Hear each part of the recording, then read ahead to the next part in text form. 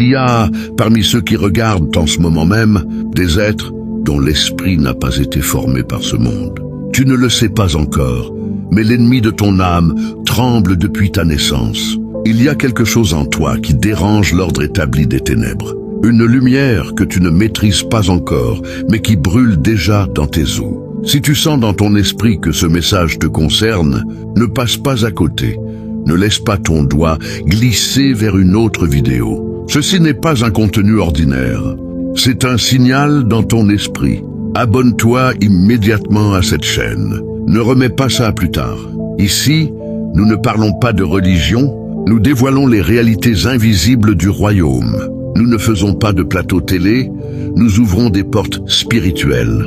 Ne laisse pas le hasard décider pour toi. Abonne-toi maintenant, active la cloche et ouvre ton cœur à ce qui va être révélé, car ce qui va être dit ne peut être entendu que par des oreilles spirituelles.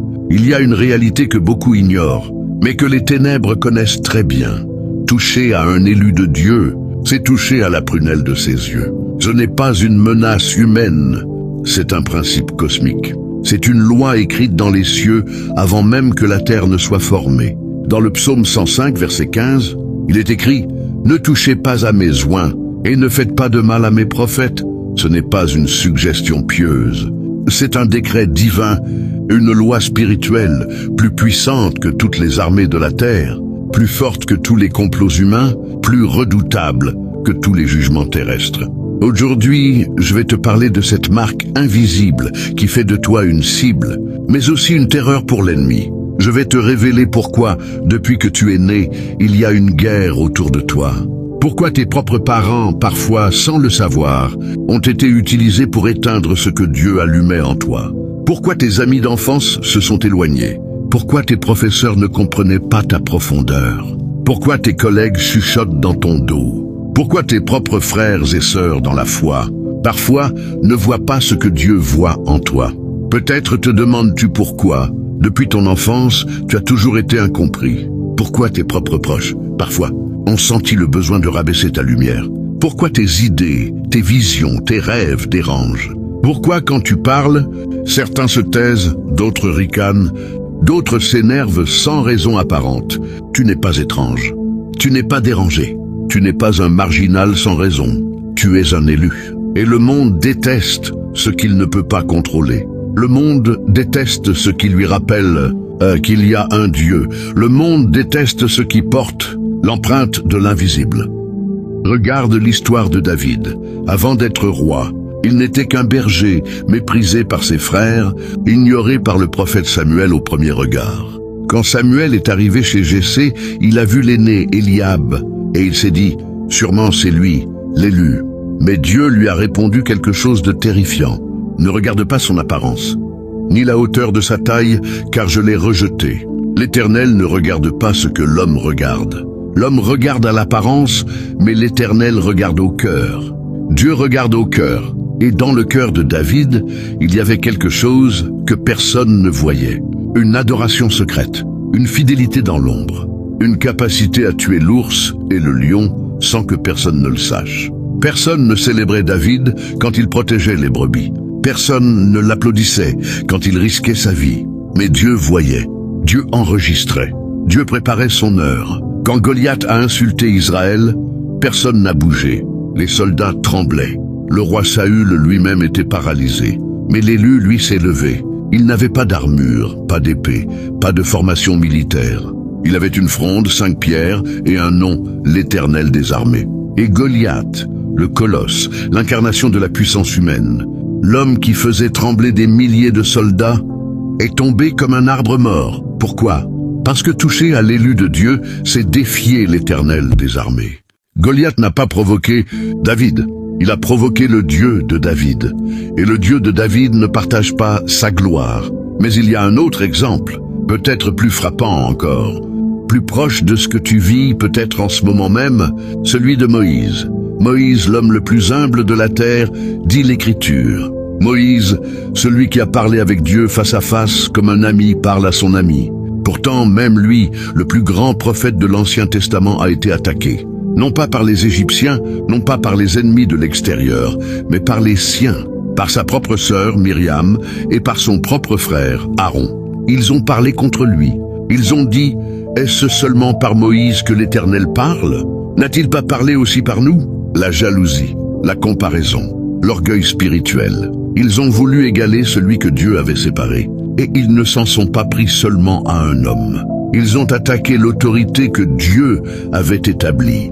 Ils ont touché à l'élu, et la lèpre a frappé Myriam comme un éclair. Son corps est devenu blanc comme la neige, immédiatement.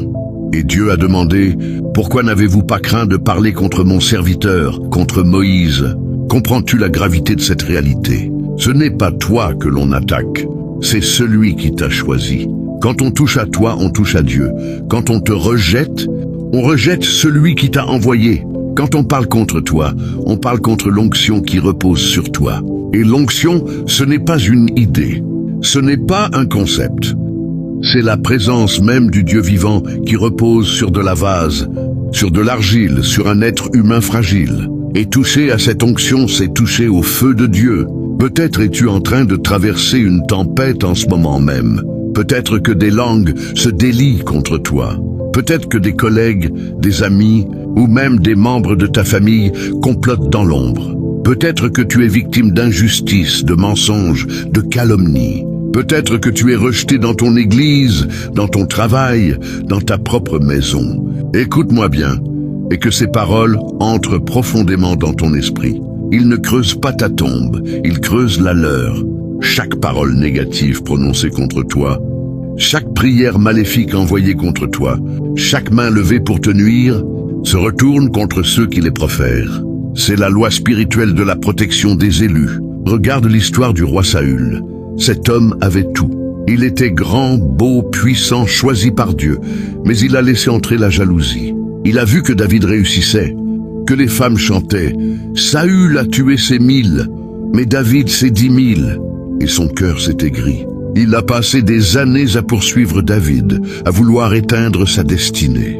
Il a mobilisé des armées pour un seul homme. Il a sacrifié son temps, son énergie, sa santé, sa relation avec Dieu, tout cela pour détruire un élu. Et qu'est-il arrivé à Saül?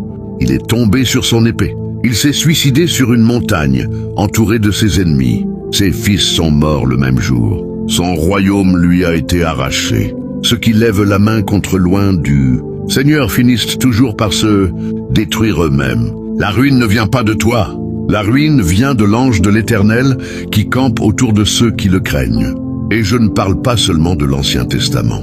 Regarde le Nouveau Testament. Pierre et Jean ont été jetés en prison pour avoir prêché le nom de Jésus. Les chefs religieux, les autorités, les puissants de l'époque ont voulu faire taire ces élus. Mais qu'est-il arrivé? La nuit même, un ange du Seigneur a ouvert les portes de la prison. Le lendemain, ils étaient de retour dans le temple, prêchant avec encore plus d'audace.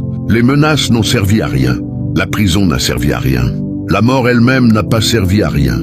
Car Étienne, lapidé, a vu les cieux ouverts, et sa mort a ensemencé l'Église. Tu vois, quand on touche à un élu, on libère en réalité la puissance de Dieu. Chaque chaîne qu'on met sur toi devient un marchepied. Chaque porte qu'on ferme devant toi, Dieu l'ouvre ailleurs. Chaque fosse qu'on creuse pour toi, on y tombe soi-même. C'est écrit dans le livre d'Esther. Haman a construit une potence pour Mardoché, l'élu, et c'est lui-même qui a été pendu. Sa femme et ses conseillers lui avaient dit, « Si Mardoché, devant lequel tu as commencé de tomber, est de la race des Juifs, tu ne pourras rien contre lui, mais tu tomberas devant lui. » Pourquoi? Parce qu'il y a une protection surnaturelle sur la race élue, sur ceux que Dieu a mis à part pour lui.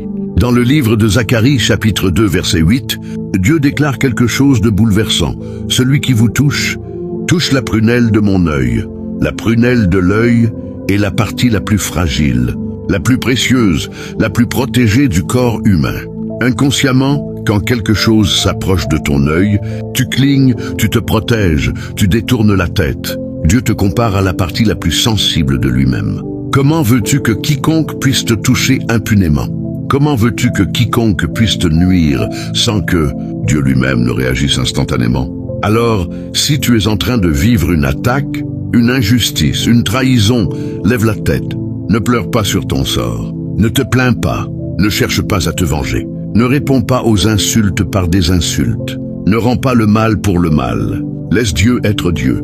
Laisse le juge de toute la terre rendre la justice. Ton combat ne t'appartient pas.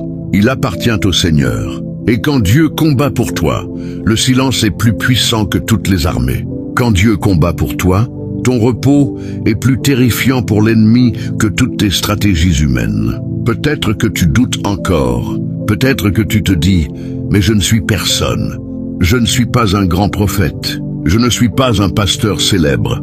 Je ne suis pas un évangéliste connu. Je suis juste un croyant ordinaire, avec des problèmes ordinaires. » C'est exactement ce que l'ennemi veut que tu penses. Il veut que tu crois que tu es seul, que tu es faible, que tu es oublié, que tu ne comptes pas. Mais c'est dans cette faiblesse même que Dieu déploie sa puissance. C'est dans ton insignifiance aux yeux du monde que Dieu cache sa gloire. Souviens-toi de Jérémie. Dieu lui a dit « Avant même de te former dans le ventre de ta mère, je te connaissais. Avant même que tu naisses, je t'ai consacré, je t'ai établi prophète des nations. » Et Jérémie, tremblant, a répondu « Ah, Seigneur éternel, je ne sais pas parler car je suis un enfant. » Il a essayé de décliner l'appel. Il a regardé ses limites. Il a regardé son âge. Il a regardé son manque d'éloquence. Mais Dieu n'a pas changé d'avis. Dieu a posé sa main sur sa bouche et lui a dit « Ne dis pas, je suis un enfant, car tu iras vers tous ceux auprès de qui je t'enverrai, et tu diras tout ce que je t'ordonnerai. Ne les crains point, car je suis avec toi pour te délivrer. » Parce que ce n'est pas toi qui te choisis, c'est lui. Ce n'est pas ton talent qui compte, c'est son appel. Ce n'est pas ta force qui agit, c'est sa grâce. Et sa grâce te suffit, car sa puissance s'accomplit dans la faiblesse. Alors, si tu sens au fond de ton cœur un feu qui refuse de s'éteindre malgré les tempêtes, si tu sens que tu es né pour une époque comme celle-ci, si tu sens que tu as un destin que tu n'as pas encore accompli, si tu n'es pas un accident, tu n'es pas un hasard biologique, tu es un projet divin, une pensée de Dieu devenue réalité, un chef-d'œuvre créé en Jésus-Christ pour de bonnes œuvres, préparé d'avance afin que tu les pratiques. Alors lève-toi, élu de Dieu, secoue la poussière de tes vêtements, remets-toi en question si tu es tombé, mais ne reste pas à terre. Confesse tes fautes si tu as péché, mais ne reste pas dans la honte. La victoire n'est pas pour ceux qui sont forts, mais pour ceux qui persévèrent. La couronne n'est pas pour ceux qui commencent, mais pour ceux qui finissent. Si ce message a touché ton cœur, si tu as senti une chaleur dans ta poitrine, si tu as senti des larmes monter, si tu as senti que Dieu te parlait personnellement, ne le garde pas pour toi. Ne laisse pas cette parole mourir dans ton esprit. Partage cette vidéo avec quelqu'un qui traverse l'épreuve. Envoie-la à cette personne que l'on attaque injustement. Envoie-la à celui qui doute de son appel. Envoie-la à celle qui pense tout abandonner. Sois une bénédiction, une lumière, un messager. Tu es peut-être la seule parole de vie que cette personne recevra aujourd'hui. Et n'oublie jamais, touche à un élu de Dieu et prépare-toi à voir la main du Tout-Puissant se lever. Prévois-toi à voir des portes s'ouvrir que personne ne peut fermer et des portes se fermer que personne ne peut ouvrir. Prépare-toi à voir la justice de Dieu éclater comme l'aurore. Que la paix du Christ, qui surpasse toute intelligence, garde ton cœur et tes pensées en Jésus-Christ. Que l'onction de l'élu repose sur toi. Que la protection du Très-Haut soit ton bouclier. Et souviens-toi, jour et nuit, tu es choisi. Non pas parce que tu es parfait, mais parce que son amour pour toi est éternel. Non pas parce que tu es fort, mais parce que sa grâce te suffit. Non pas parce que tu le mérites, mais parce qu'il est bon. Je suis reconnaissant que tu aies écouté jusqu'au bout. Beaucoup auront commencé et n'auront pas fini. Beaucoup auront été distraits, mais toi tu es resté. Et ta persévérance à écouter est le signe de ta persévérance à croire. Maintenant, agis. Abonne-toi si ce n'est pas encore fait. Écris ton commentaire « Je suis un élu de Dieu ». Partage cette vidéo et marche dans ta destinée. Marche dans ta royauté. Marche dans ton sacerdoce. Que l'Éternel te bénisse et te garde. Que l'Éternel fasse luire sa face sur toi et t'accorde sa grâce. Que l'Éternel tourne sa face vers toi et te donne la paix. Amen et Amen.